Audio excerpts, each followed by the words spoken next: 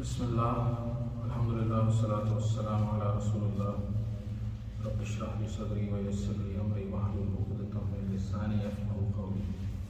السلام علیکم ورحمۃ اللہ وبرکاتہ۔ اللہ کے فضل و کرم سے آج رمضان کی تیسرا روزہ ہے، تو کچھ یہ جو ہے پوائنٹس ہیں، کچھ جو ہے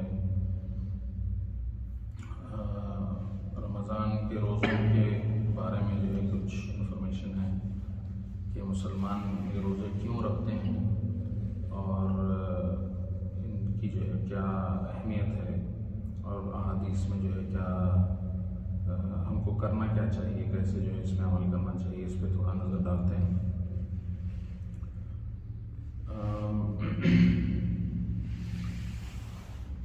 جو پہلی وحی جو نازل ہوئی وہ رمضان کے مہینے میں نازل ہوئی، اور اس کو جو ہے قرآن میں انا انزلناہ فی لیلۃ القدر سے جو ہے جو سورہ ہے سورہ قدر جو ہے نازل کر کے اس کو اطلاع دی گئی مسلمانوں کو۔ تو پہلی وحی جو نازل ہوئی وہ رمضان میں نازل ہوئی اور لیلۃ القدر کو نازل ہوئی۔ پھر سورہ بقرہ میں جو ہے 183، 84، 85 اور 87 میں جو ہے یہ ذکر شروع ہو رہا ہے۔ اللہ تعالیٰ فرماتے ہیں کہ اے ایمان والو، تم پر بھی روزے فرض کیے جاتے ہیں جیسا کہ تم سے پہلے والی جو قومیں تھیں ان پر فرض کیے گئے تھے۔ تو اس سے پتہ چلا کہ جو ہے ہماری قوم، مسلمان قوم، یہ پہلی قوم نہیں ہے جس پر روزے فرض کیے گئے تھے، دوسری بھی جو قومیں ہم سے پہلے جو گزری ہیں، جو امتیں گزری ہیں، اور جو مسلمان تھیں، جو اللہ تعالیٰ سے جو ان کا تعلق تھا، دوسرے نبیوں اور رسولوں کی قوموں کو بھی جو ہے روزے فرض کیے گئے تھے۔ یہاں سے یہ پتہ چلتا ہے تاکہ تم تقوی والے بنو، یعنی یہ روزے کیوں فرض کیے جا رہے ہیں؟ تاکہ ہم تقوی اختیار کریں۔ تو اب تقوی کیا چیز ہے، اس کے بارے میں جو ہے یہ ہے کہ اپنے آپ کو گناہوں سے بچانا، تقوی میں بچانے کا سینس ہے۔ تو اس کو ایسے ایکسپلین کرتے ہیں علماء کہ جو ہے ایک کانٹی دار جنگل ہے جس میں سے آپ اپنے کپڑوں کو کیسے بچا کے جاتے ہیں، ویسے جو ہے آپ اس دنیا میں سے اپنے آپ کو گناہ سے بچا کے کیسے نکالیں گے، وہ کانٹی دار جنگل میں سے جیسا نکالتا ہے ویسا نکال کے لے کے جانا ہے۔ اس کا نام تقوی ہے، اپنے آپ کو بچا کے لے کے جانا۔ تو تقوی میں بچاؤ کا سینس ہے۔ اب وہ دعا میں آ گیا کہ بھائی وقینا عذاب النار، تو اب عذاب سے بھی جو ہے اپنے آپ کو بچائیں گے۔ کیسا بچائیں گے؟ نیک عمل کر کے بچائیں گے۔ پھر اس کے بعد جو ہے واتقوا اللہ بولے، کیونکہ تقوی ہے تو اللہ اس میں سے بچ نہیں سکتے، تو یہاں پہ ڈرنے کا مطلب ہے۔ تو تقوی کے اندر دو معنی آتے ہیں، اللہ تعالیٰ سے ڈرتے ہوئے گناہوں سے بچنا، تو یہ جو ہے تقوی کا ڈیفینیشن ہو گیا۔ تو روزے کیوں رکھو بول رہے ہیں؟ تاکہ تم تقوی والے بنو۔ تو یہ تقوی اختیار کرنے کے لیے، تقوی حاصل کرنے کے لیے یہ روزہ مدد کرتا ہے۔ پھر یہ کہتے ہیں، آگے فرما رہے ہیں کہ گنتی کے چند دن ہیں، اس پر بھی جو تم میں سے بیمار ہو یا سفر پر ہو تو دوسرے دنوں میں، یعنی جو چھٹے ہوئے روزے ہیں ان کی گنتی ہو، جو چھٹے ہوئے روزوں کی گنتی پورا کر لو۔ جو اس کی طاقت رکھتے ہیں اور جو روزہ نہ رکھ سکیں ان پر فدیہ ہے، ایک مسکین کا کھانا کھلانا۔ اور جو اپنی مرضی سے کوئی خیر کرنا چاہے تو اس کے لیے خیر ہے، اور وہ روزہ رکھ لے، یہ تمہارے لیے بہتر ہے۔ تو بات جو ہے ہمارے پاس ویٹ لاس کے نام پر، اور جو ہے ڈائبٹک ٹریٹمنٹ کے نام پر، اور الگ الگ بیماریوں کے نام کو ٹریٹ کرنے کے نام پر جرمنی میں ایک کلینک ہے جو صرف روزوں سے جو ہے ٹریٹمنٹ کر رہی ہے۔ لوگوں کو روزہ رکھا کے دن کے کون سے وقت آپ کیا غذا کھائیں گے، کیا غذا نہیں کھائیں گے، کیا پئیں گے، کیا کس چیز سے پرہیز کریں گے، وہ آپ کو بتا کے جو ہے روزہ رکھا کے، دوسرے معنوں میں روزہ رکھا کے کچھ چیزوں سے پرہیز کروا کے آپ کو جو ہے وہ اور پھر جتنے ہمارے پاس سنت میں نفل میں جو روزوں کا جو ہے ذکر آیا ہے وہ پورے اگر آپ کریں گے تو جو ہے اس میں بھلائی ہے. اب کچھ جو بیماریاں ہیں خاص طور سے جو موٹاپا جو ہوتا ہے اوبیسٹی جس کو کہتے ہیں اس کے لیے جو ہے اس کا علاج روزہ ہی ہے. اور آج ریسرچ کے ذریعے یہ بتایا جا رہا ہے کہ جو ٹائپ 2 ڈائبٹیز ہے ٹائپ 2 ڈائبٹیز جو ہے وہ کمپلیٹلی ریورس ہو جاتی ہے روزوں سے.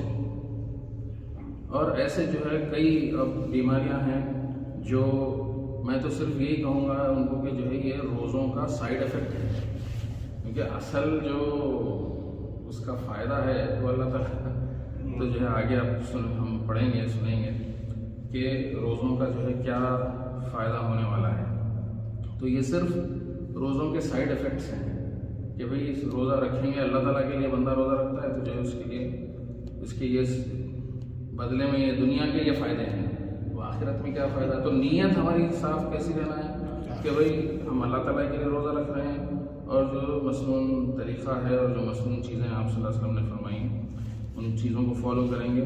پھر cancer prevention blood pressure sugar یہ کئی چیزوں کو جو ہے یہ اس کے فائدے ہیں. تو پھر آگے اللہ تعالیٰ سورہ بقرہ کی 125ویں آیت میں فرما رہے ہیں کہ رمضان ہی وہ مہینہ ہے جس میں قرآن نازل کیا گیا جو انسانوں کے لیے ہدایت ہے اور اس میں ایسی نشانیاں ہیں جو حق و باطل میں فرق کرتی ہیں. قرآن کے اندر کیا ہے قرآن کو فرقان کہا گیا کہ بھئی یہ کس میں فرق کرتی ہے. فرقان بولے تو بہت ہی آگے اونچے درجے پہ جا کے جو ہے فرق کرنا ایکسٹریم لیول پہ جا کے جو ہے اس میں فرق کرنا. فرقان ایک ایگزیجریٹڈ نام ہے عربی میں تو اس میں جو ہے یہ فرق کرتی ہے. تو کن چیزوں میں فرق کرتی ہے آپ کو اگر پتہ کرنا ہے کہ صحیح کیا ہے اور غلط کیا ہے تو آپ کو قرآن سے معلوم ہو سکتا ہے کہ صحیح کیا چیز ہے اور غلط کیا چیز ہے. یہ فرقان ہے اللہ تعالیٰ کی طرف سے جو ہے یہ ہم کو دیا گیا ہے. تو گنتی کو یہ حق و باطل میں یہ فرق کرتی ہے. تو جو کوئی اس مہینے میں موجود ہو تو یہاں پر یہ حکم آ رہا ہے اسے چاہیے کہ وہ پورے مہینے کے روزے رکھے اور جو بیمار ہیں یا سفر میں ہو تو دوسرے دنوں میں ان چھوٹے ہوئے روزوں کو پورا کر لے. تو یہاں مقصد یہ آیت سے یہ ثابت ہو رہا ہے کہ جو ہے یہ روزے ہم کیوں رکھتے ہیں. رمضان کے روزے ہم اس شکرانے میں رکھتے ہیں کہ اللہ تعالیٰ نے اس مہینے میں ہم کو ہدایت دی. ہدایت کیا ہے قرآن دی. قرآن نازل کر کے ہدایت دی کہ بھئی جنت کو جو جانے کا راستہ ہے جو صراط مستقیم جس کو کہتے ہیں تو اس کے اوپر چلنا کیسا ہے اس کی جو ہے اس کا راستہ دکھا دیا قرآن کو نازل کر کے. تو اس شکرانے میں کہ جو ہے ہم کو یہ ہدایت مل گئی جنت کے راستے کی وہ اس شکرانے میں ہم روزے رکھتے ہیں. پھر اب رمضان کا جو مہینہ ہے وہ اس میں جو ہے ہم قرآن جتنا پڑھ سکتے ہیں وہ جو ہے ہم پڑھیں لیکن کوشش ہم کو یہ کرنی ہے کہ یہ اگر ہم معنوں سے اس کو سمجھ کے پڑھیں تو یہ ہمارے لیے بہتر ہے کیونکہ کچھ جب چند احادیث آ رہی ہیں اس کے اندر اس میں جو ہے رسول اللہ صلی اللہ علیہ وسلم کے کچھ احکامات بھی آ رہے ہیں. تو رسول اللہ صلی اللہ علیہ وسلم نے فرمایا کہ جس کسی نے 3 دن سے کم میں قرآن کو ختم کیا اس نے جو ہے قرآن کو نہیں سمجھا. تو یہاں سے پتہ چلا کہ قرآن کے نزول کا مقصد جو ہے وہ اس کو پڑھنا اس کو سمجھنا اور اس پر عمل کرنا ہے. ٹھیک ہے نا. تو ثواب تو جو ہے دوسری احادیث بھی ہیں جس میں آپ صلی اللہ علیہ وسلم نے فرمایا کہ جو ہے یعنی اگر بغیر سمجھے کہ بھی پڑھیں تو ثواب ملتا ہے. ثواب کا تو کوئی مسئلہ نہیں ہے لیکن جو ثواب آپ کو جو ہے سمجھ کے پڑھنے میں اور عمل کرنے میں ہے تو وہ ہر قدم پہ آپ کو جو ہے اس کا ثواب ہے. احادیث میں جو ہے کئی چیزوں کا ذکر آیا جیسا کہ جو روانی سے پڑھتا ہے وہ تو جو ہے بزرگ فرشتے کے ساتھ ہوگا قیامت کے دن. لیکن جو رک رک کے پڑھتا ہے جس کو پڑھنے میں مشکل ہوتی ہے جو اٹک کے پڑھتا ہے ہمارے پاس تو یہ ہے کہ وہ تو عذاب ہوئے گا بول کے ہم کو معلوم ہے لیکن عذاب نہیں ہوگا. اللہ کے رسول صلی اللہ علیہ وسلم فرما رہے ہیں کہ جو ہے اس کو دوہرا ثواب ہے. ایک بولے تو اللہ کے راستے میں کوشش کر رہا ہے تو جو ہے قرآن کو اٹک کے پڑھتا ہے اس کو ڈبل ثواب ہے. تو یہاں پر ثواب کا مسئلہ نہیں ہے، مسئلہ عمل کو سمجھنے کا ہے، قرآن کو سمجھنا ہے۔ تو اٹک رہا، کوشش کر رہا، اس کو سمجھنے کی کوشش کر رہا، نہیں سمجھ میں آ رہا جا کے لوگوں سے پوچھ رہا، تو یہ سب کچھ جو ہے اللہ تعالیٰ کے راستے میں کوشش ہے، اور وہ کوشش کریں گا تو اس کو دوہرا ثواب ہے، اور پھر عمل کرنے کی نیت سے پڑھیں گا تو اس کا الگ ثواب ہے، عمل کریں گا تو جو ہے اس کا الگ ثواب ہے۔ تو ثواب کا تو جو ہے اللہ تعالیٰ کے پاس دریا ہے، اس کی جو ہے کوئی کمی نہیں ہے، لیکن اصل مقصد قرآن کے نزول کا جو ہے وہ اس کو سمجھنا ہے، اس پر عمل کرنا ہے۔ پھر آپ صلی اللہ علیہ وسلم نے رمضان کے متعلق فرمایا کہ چاند کو دیکھ کر جو ہے روزہ رکھنا شروع کرو، اور چاند کو دیکھ کر روزہ رکھنا چھوڑ دو، اور اگر آسمان ابر آلود ہے تو مہینے کی گنتی 30 کی کر لو۔ تو یہ جو ہے ہر مہینے کے لیے ہے، پورے چاند کے مہینوں کے لیے یہ چیز جو ہے امپلیمنٹیبل ہے۔ تو شعبان کا چاند اگر دکھ گیا تو رمضان ہوگا، شعبان کا چاند نہیں دکھا تو شعبان کی گنتی 30 کی کر لو۔ پھر ویسے ہی رمضان کے لیے بھی وہی ہے کہ اگر جو ہے 29 کو جو ہے چاند دکھ گیا تو عید کر لو، اگر چاند نہیں دکھا تو رمضان کو 30 کا کر لو۔ بہت ہی جو ہے یہ سمپل طریقہ ہے۔ ہمارے پاس کافی اس کے بارے میں کمپلیکیشن ہیں، اس میں لڑائی جھگڑے ہو جاتے ہیں، فتوے نکل جاتے ہیں، اور پتہ نہیں کیا کیا ہوتا ہے۔ پھر آگے اور ایک حدیث میں آپ صلی اللہ علیہ وسلم نے فرمایا کہ سحری کھاؤ یا سحری کھایا کرو کہ اس میں جو ہے برکت ہے، اور مسلمانوں اور غیر مسلم کے روزوں میں سحری کا فرق ہے۔ اگر کوئی یہ عادت بنا لی ہے کہ بھئی سحری نہیں کرنا ہے تو یہ جو ہے تھوڑا کیئرفل ہو جائیں اس معاملے میں کہ بھئی سحری کرنا کا جو ہے وہ ہے، آپ صلی اللہ علیہ وسلم اس کو ریکمنڈ کر رہے ہیں، اور اس میں برکت ہے بلکہ بول رہے ہیں۔ تو کیسی برکت ہے وہ جو ہے رسول اللہ صلی اللہ علیہ وسلم نے اس کو بتایا، تو ہم کو عمل میں لانا ہے۔ پھر آپ نے کہا کہ میری امت میں خیر اس وقت تک باقی رہے گا جب تک وہ افطار کرنے میں جلدی کریں گے۔ تو سحری کو جو ہے پھر سحری کے تعلق سے تو ڈیلے کرنے کا آیا ہے کہ بھئی آخری وقت تک جو ہے اس کو کرو، اور پھر جو ہے افطار کو جلدی کرنے کی جو ہے آپ صلی اللہ علیہ وسلم نے وہ دی۔ پھر جو شخص جو ہے ایمان کے ساتھ اور ثواب حاصل کرنے کی نیت سے قیام اللیل کرے، یعنی عشاء کی نماز کے بعد ہم مسجد میں جاتے ہیں تو تراویح جتنی بھی ہوتی ہے اس میں یہ جھگڑے میں نہیں پڑھنا ہے کہ 8 پڑھیں کہ 20 پڑھیں، ٹھیک ہے نا۔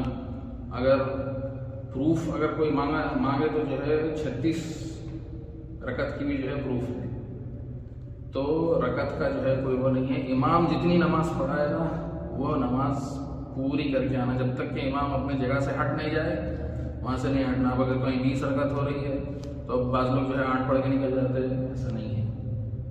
یہ قیام اللیل کا جو ہے رول ہے کہ جب تک امام اپنی جگہ سے نہیں ہٹے تو آپ کو جو ہے وہاں رہنے کا ہے، آپ کو جو ہے وہ نماز پوری امام کے ساتھ پڑھنی ہے، اور وہ پڑھنے کے بعد جو ہے جب آپ امام کے ہٹنے کے بعد آپ ہٹیں گے تو یہ قیام اللیل کاؤنٹ ہوگا، اس سے ہٹ کے کام نہیں ہوگا۔ تو بیچ میں ہاں اگر کوئی دوسرا مسئلہ ہے، کوئی ضرورت کی جو ہے وہ آ گئی، کچھ پیش آ گئی، آپ ٹوائلٹ پہ چلے گئے، وضو ٹوٹ گیا، یہ بات الگ ہے، آپ جا کے پھر واپس آ کے ملیے، وہ الگ چیز ہے، لیکن شرعی اگر عذر نہیں ہے تو پھر اس سے ہٹنا نہیں ہے۔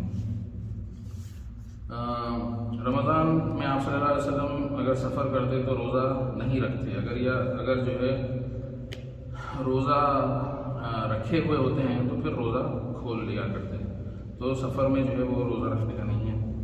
پھر روزہ آپ صلی اللہ علیہ وسلم نے فرمایا کہ ایک ڈھال ہے جو گناہوں سے جو ہے بچاتی ہے، جو کوئی روزہ بھی رکھے اور گناہ کو نہ چھوڑے تو اللہ سبحانہ وتعالیٰ کو اس کے روزے کی یعنی کھانے پینے چھوڑنے کی کوئی ضرورت نہیں ہے۔ یہ بھی جو ہے کلیئر حدیث اس تعلق سے آ گئی۔ پھر یہ جتنے پوائنٹ میں بیان کر رہا ہوں اس کے جو ہے ریفرنسز ہیں، یہ سارے احادیث ہیں، اس کو اگر کوئی چاہے تو مجھ سے پوچھ سکتا ہے اور میں وہ دے دوں گا، اور یہ بلکہ انسٹاگرام پہ اور فیس بک وغیرہ پہ جو ہے یہ امیجز وغیرہ بنا کے میں نے ڈالا ہوا ہے، تو یہ وہاں سے بھی مل سکتا ہے۔ رمضان میں آسمان کے دروازے جو ہے وہ کھول دیے جاتے ہیں اور جہنم کے دروازے بند کر دیے جاتے ہیں، اور سرکش شیاطین کو بیڑیاں پہنا دی جاتی ہیں، اور اس میں ایک رات ایسی ہے جو 1000 مہینوں سے بہتر ہے، جو اس کے خیر سے محروم رہا تو وہ محروم ہی رہ گیا۔ پھر آخری عشرے میں لیلۃ القدر کو تلاش کرنے کا حکم دیا آپ صلی اللہ علیہ وسلم نے، اور یہ دعا کثرت سے پڑھنے کا حکم دیا کہ اللہم انک عفو تحب العفو فاعف عنی۔ پھر اس کا مطلب یہ ہے کہ اے اللہ تو معاف کرنے والا ہے اور معافی کو پسند کرتا ہے، معافی کو، درگزر کو آپ پسند کرتے ہیں، تو آپ جو ہے مجھے معاف فرما دیجیے۔ پھر اللہ سبحانہ تعالیٰ فرماتے ہیں کہ ابن آدم کے تمام اعمال اس کے لیے ہیں سوائے روزے کے، ٹھیک ہے، وہ میرے لیے روزہ رکھتا ہے تو جو ہے میں ہی اس کی جزا دوں گا۔ تو جیسا میں نے پہلے کہا کہ جتنے دنیا کے فائدے ہیں، یہ بیماریوں سے بچ گئے، وہ بیماریوں سے بچ گئے، یہ سب سائیڈ ایفیکٹ ہیں۔ جو اصل اجر ہے وہ اللہ تعالیٰ ہی ڈیسائیڈ کرنے والے ہیں۔ پھر آپ صلی اللہ علیہ وسلم نے فرمایا کہ روزے دار کے منہ کی بو جو ہے وہ اللہ تعالیٰ کے نزدیک مشک کی خوشبو سے زیادہ پسندیدہ ہے۔ پھر روزے دار کے لیے 2 خوشیاں ہیں، ایک خوشی وہ روزے کھولتے وقت اس کو ملتی ہے، اور دوسری خوشی جو ہے وہ اپنے رب سے جب ملے گا تو اس کو وہ خوشی ملے گی۔ تو انشاءاللہ اجر جو ہے وہ اللہ تعالیٰ ڈیسائیڈ کر کے بندے کو دیں گے۔ پھر جنت کا جو ہے ایک دروازہ ہے جس میں صرف روزے دار داخل ہوں گے، اور جب روزے دار داخل ہو چکیں گے تو وہ دروازہ جو ہے وہ بند ہو جائے گا۔ تو یہ جو ہے بہت ہی مختصر طور پر جو ہے رمضان کے متعلق وہ تھا۔ پہلے ہم کچھ احکامات وغیرہ دیکھیں کیا کرنا ہے کیا نہیں کرنا ہے، اور جو ہے لیلۃ القدر کے بارے میں ہم نے سنا، پھر اس کا جو روزے کا جو اجر ہے اس کے بارے میں ہم جانیں۔ اللہ تعالیٰ جو ہے ہمارے پورے روزے پورے کروائے اور صحت کے ساتھ پورے کروائے، اور قیام اللیل کو جو ہے ہمیں چھوڑنے والا نہ بنائے، تو پورا مہینہ جو ہے قیام اللیل کی توفیق عطا فرمائے۔ اللہ تعالیٰ سبحانہ